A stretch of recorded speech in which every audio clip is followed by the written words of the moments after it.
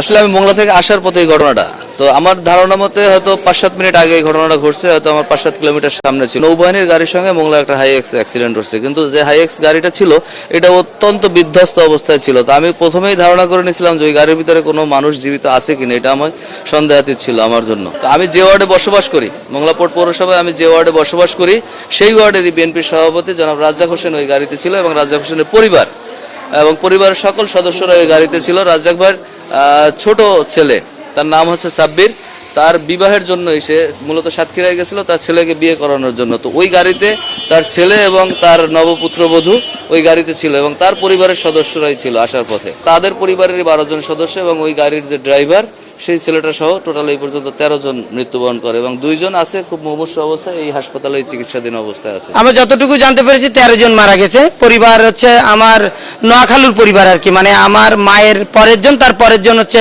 আমার যে খালা, সেই খালার সমস্ত পরিবারের 2টা ছেলে বাদে বাকি সবাই জামাই নাতি নাতনি তারা নিজে সবাই মারা গেছে। পয়রা থেকে মোংলায় যাচ্ছিল বিয়ে করে অনুষ্ঠান শেষে। আমাকে খুলনা থেকে মোংলা থেকে ফোনে জানানো হয়েছে, আমি এসে দেখি সবগুলোর ডেড বডি। শিশু এখানে আমরা দেখেছি 3 জন, আর ওইখানে দেখলাম 2 জন, মেবি 5 জন শিশু মারা গেছে।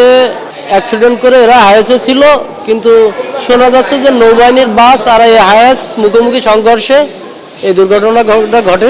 আমরা এই পর্যন্ত 8 জন লাশ পেয়েছি। 8 জন, এখান থেকে আমরা 5 জন শনাক্ত করতে পেরেছি, আর আমাদের উপরে 2 জন চিকিৎসার জন্য ভর্তি দেওয়া হয়েছিল, কিন্তু আমরা এই মাত্র খবর পেলাম ওইখানে নাকি 1 জন মারা গেছে, আর 1 জন এখনো জীবিত আছে, সেটা হচ্ছে সার্জারি 11-12তে চিকিৎসাধীন 1 জন আছেন আর কি উপরে। যারা আর কি মারা গেছেন ওনাদের কোনো স্বজন আমরা খুঁজে পাই নাই, ওইখানেই মারা গেছে স্পটটা, তো ওইখান থেকে আমাদের এখানে নিয়ে আসছে।